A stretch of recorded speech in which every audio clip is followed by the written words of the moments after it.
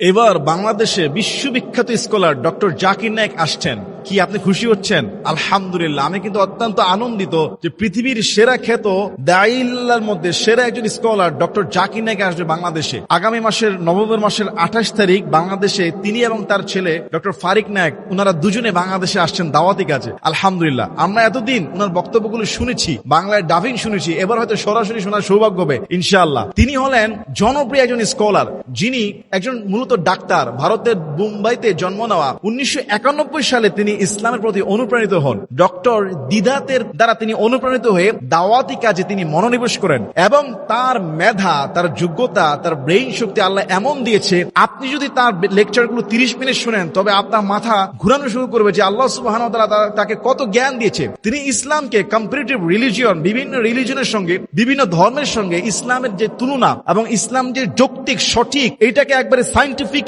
ব্যাখ্যা করে দিতেন এবং প্রত্যেকটা কনফারেন্সে তার যৌক্তিক আলোচনা, তার দালিলিক আলোচনা শুনে অসংখ্য অগণিত অমুসলিমরা কালেমা পড়ে মুসলমান হয়ে গিয়েছে। সুবহানাল্লাহ। যদিও আমাদের দেশে অনেকে তার সঙ্গে ইখতিলাফ করেন, দ্বিমত করেন, তবে এইটা সবাই মানতে বাধ্য যে তিনি দাওয়াতি কাজে অসংখ্য অমুসলিমকে দ্বীনের আলো দেখিয়েছেন, আল্লাহর পথ দেখিয়েছেন এবং তার জনপ্রিয়তা এত বেশি বেড়ে গিয়েছে এবং পুরা ভারত উপমহাদেশের মধ্যে এত বেশি মানুষ কালেমা পড়ে মুসলমান হওয়া শুরু করলো যে ভারতীয় গভর্নমেন্ট পর্যন্ত চিন্তায় পড়ে গেল। একটা পর্যায়ে 2012 সালে তার প্রতিষ্ঠান পিস টিভিকে সম্প্রচার বন্ধ করে দেওয়া হলো। তার একটা ফাউন্ডেশন আছে, ইসলামিক রিসার্চ ফাউন্ডেশন, IRFF, এগুলি সব তারা নিষিদ্ধ করলো। তিনি চলে গেলেন মালয়েশিয়াতে। ইন্টারন্যাশনালি তিনি ইংরেজিতে লেকচার দিয়ে থাকেন। 2000 সালে তিনি আমেরিকার শিকাগোতে কোরআন এবং বাইবেল নিয়ে ডক্টর উইলিয়াম ক্যাম্পবেলের সাথে এক দারুণ বিতর্ক করেন, যেখান থেকে পৃথিবী পুরো আলোচিত হয়ে যায়। অমুসলিমরা পর্যন্ত খুঁজতে শুরু করে হোয়াট ইজ কোরআন, কোরআন কি। তিনি বাইবেলের সঙ্গে এত সুন্দর করে প্রেজেন্টেশন করেছেন যে কোরআন যে নিখুঁত এবং এটা যে একেবারেই সত্য, এটা অমুসলিমদের চোখ খুলে যায়। 2006 সালে বেঙ্গালুরুতে আপনার যে ভারতীয় একজন পণ্ডিত ডক্টর শ্রী শ্রী রবিশঙ্কর, মেবি ওনার নাম, তার সাথে একটা ডিবেট হয় ইসলাম ও হিন্দু ধর্মের ঈশ্বর নিয়ে। সেখানে অসংখ্য হিন্দুরা তাদের মাথা খুলে যায়, বিবেক খুলে যায় যে আসলে ইসলাম যে কতটা স্পষ্ট এবং কতটা ক্লিয়ার। ডক্টর জাকির নায়েক নারীদের অধিকার এবং সমকামিতা, বিবর্তনবাদ, সমাজ, রাষ্ট্র, মিডিয়া ইত্যাদি বিষয়গুলো কোরআন থেকে, বাইবেল থেকে, আপনার গীতা থেকে, তারপর আপনার বিভিন্ন ধর্ম থেকে, বৌদ্ধ ধর্ম থেকে, সব ধর্মকে প্রেজেন্টেশন করে এমন ভাবে তিনি প্রেজেন্টেশন করেন, ইভেন এগুলি মুখস্থ না, প্রত্যেকটা কিতাবের অধ্যায়, আয়াত, নাম্বার, ব্যাখ্যা এবং স্কলারদের মতামত সহ উপস্থিত অমুসলিম অসংখ্য ছাত্র, গবেষক, ডক্টররা পর্যন্ত উপস্থিত হয় এবং তারা প্রশ্ন করে উত্তর পেয়ে স্যাটিসফাই হয়ে ইনস্ট্যান্ট কালেমা পড়ে মুসলমান হয়েছে। এরকম অসংখ্য ঘটনা আছে।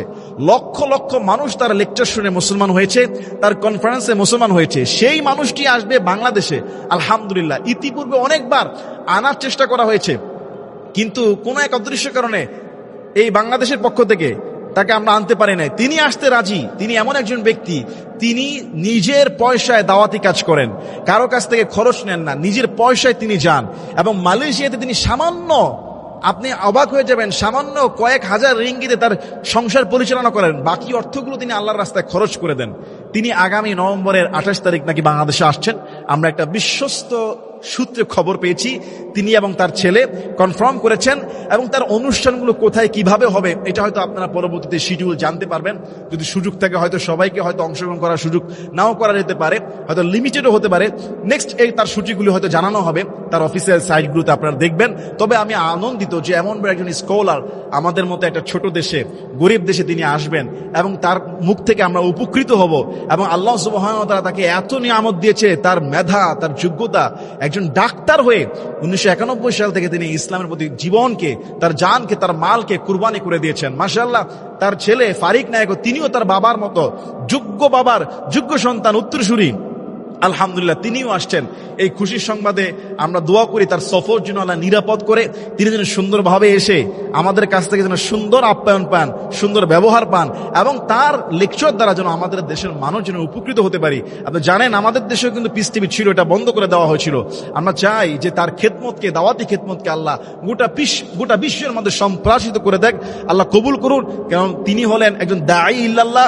আর দাওয়াতি ময়দানে তাকে সহযোগিতা করা আমাদের নৈতিক নৈতিক দায়িত্ব। যদি আপনি তার সঙ্গে কোনো বিষয়ে ইখতিলাফ থাকে, দ্বিমত থাকে, অপছন্দ থাকে, সেটা ভিন্ন কথা, কিন্তু একজন স্কলার হিসেবে মুসলমানের যে উপকার তিনি করেছেন, যে ব্যাখ্যা বিশ্লেষণ করে অমুসলিমদের কাছে ইসলামের যে আলোকে তিনি ফুটিয়ে তুলেছেন, আল্লাহর রাসূলদের যে ওয়ারিসের কাজ করেছেন, এইটা খেয়াল করে হলো আপনি তাকে সম্মান করবেন, ভালোবাসবেন। সহজ সরল একজন মানুষ, আল্লাহ তাকে দীর্ঘ নেক হায়াত আর সুস্থতা নসিব করুন।